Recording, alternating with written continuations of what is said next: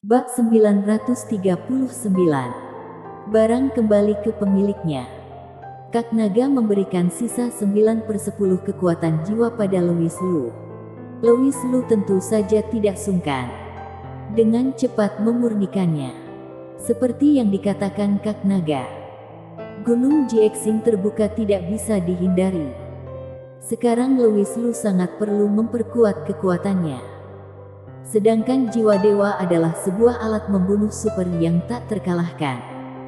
Kultivator di luar bagaimanapun juga tidak mungkin menyangka, di dalam Kunlun yang kekurangan energi spiritual, bisa ada orang yang memiliki jiwa dewa. Zas. Kekuatan jiwa hitam menghilang. Jiwa dewa tak terlihat. Louis Lu sedang menjadi kuat. Proses ini berlangsung sangat lama. Menurut orang-orang di luar, tubuh Louis Lu dan mayat dewa berhenti pada saat bersamaan. Bisa menebak mereka sedang melakukan kompetisi kekuatan jiwa. Hanya saja tidak ada orang yang tahu hasilnya. Mereka sedang menunggu dengan cemas. Tidak berani bernapas keras. Tidak tahu lewat berapa lama mayat dewa bergerak. Hati semua orang bergetar melihatnya. Rasa takut sekali lagi menyebar ke seluruh tubuh mereka. Apakah keluarga lain menang? Seharusnya semua orang tak tahan menunjukkan senyum getir menertawakan diri mereka sendiri. Bukankah ini adalah akhir yang sudah ditebak? Ada apa yang bisa diharapkan? Mayat dewa menggerakkan kakinya, sedangkan Louis Lu tidak bergerak.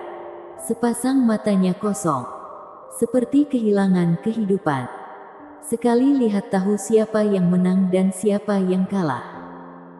Saat semua orang mengira mayat dewa akan memanfaatkan kesempatan untuk menghancurkan tubuh Louis Lu menjadi bubuk, namun mayat dewa melewatkan Louis Lu, langsung berjalan ke gua es. Semua orang di dalam gua es bergidik. Mata mereka terbelalak. Pedang dingin Elalu mengeluarkan kilatan. Tidak perlu tegang. Saat ini, terdengar suara dari dalam mayat dewa, membuat semua orang tertegun sejenak. Karena pemilik suara itu tidak lain adalah Louis Lu. Elalu berkata dengan sedikit ragu, "Kamu adalah menantuku." Louis Lu. Benar. Di bawah kendali Louis Lu, mayat dewa mengangguk. Semua orang baru menyadari di dalam rongga mata mayat dewa yang cekung itu sudah tidak ada lagi aura bengis seperti di awal. "Menantuku, tak disangka kamu mengalahkan ras hantu itu." Elalu masih sedikit tidak percaya. Sampai Louis Lu memberinya jawaban yang pasti lagi. Tubuh nyonya cantik ini akhirnya tidak tahan bergetar. "Sudah menang. Tak disangka sungguh menang. Ini seharusnya sebuah malapetaka untuk manusia." Senyum lega akhirnya muncul di sudut mulut Elalu. Tapi karena terlalu lemas, dia terjatuh duduk di tanah. Celawang bergegas mendekat memapahnya. Elalu melambaikan tangan berkata, "Tidak apa-apa. Biar ibu istirahat sebentar." Nada bicaranya penuh rasa letih.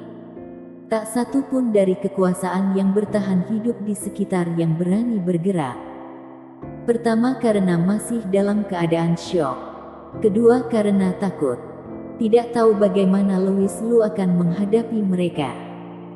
Setelah Louis Lu meninggalkan sebuah segel jiwa dewa di benak mayat dewa tersebut, dia keluar, kembali ke tubuhnya semula.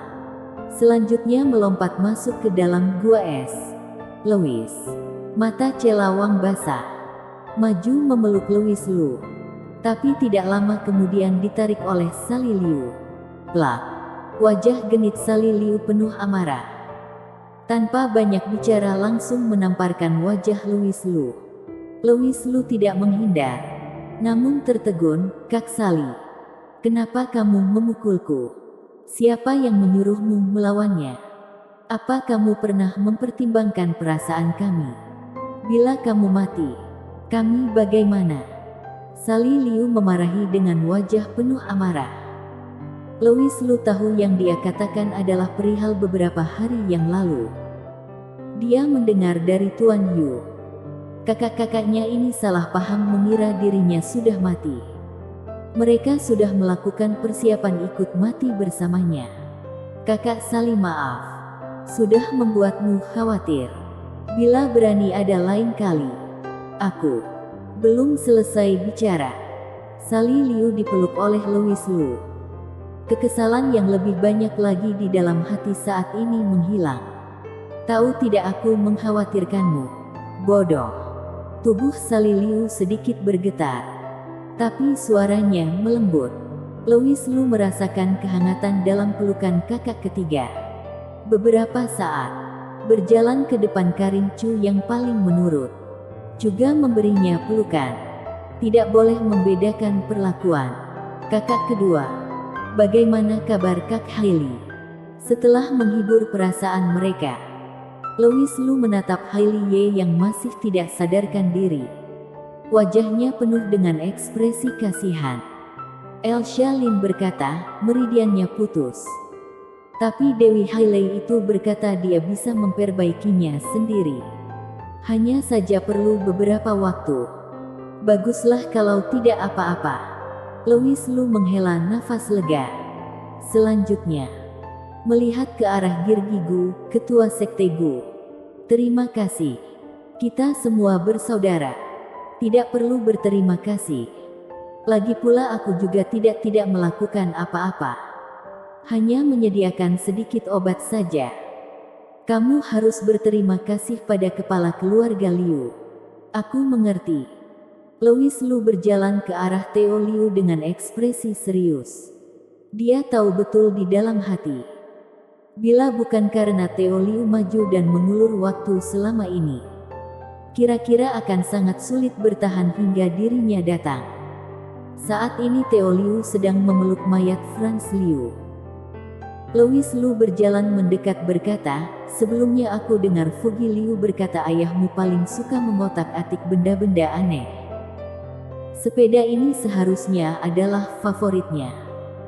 Louis Lu mengeluarkan sepeda ontel dari tungku yang aku berhutang budi padamu. Bisa membayarnya kapan saja. Sepeda ontel ini awalnya dikorbankan oleh Franz Liu. Bisa dibilang salah satu benda paling langka dalam hidup Franz Liu. Hanya saja selanjutnya dipinjam oleh sekte perompak langit. Sekarang kembali ke pemiliknya. Theo Liu melihat sejenak sepeda itu. Di tatapannya muncul kilasan sedih. Selanjutnya berkata dengan murung, aku harap kamu bisa mengingat janji sebelumnya. Tentu saja, asal aku, Louis Lu, masih hidup. Dalam 100 tahun, tidak ada orang yang berani menyentuh keluarga Liu sedikitpun. Sambil bicara, tatapan Louis Lu menyapu, terjatuh pada orang-orang keluarga Liu. Para kekuasaan di sekitarnya menderita kematian dan cedera berat karena benturan keras barusan. Hanya keluarga Liu yang terkena gelombang paling kecil. Itu karena keberadaan prasasti rahasia. Setelah membunuh Gold Core akhir itu, Louis Lu sengaja memindahkan prasasti rahasia ke depan keluarga Liu.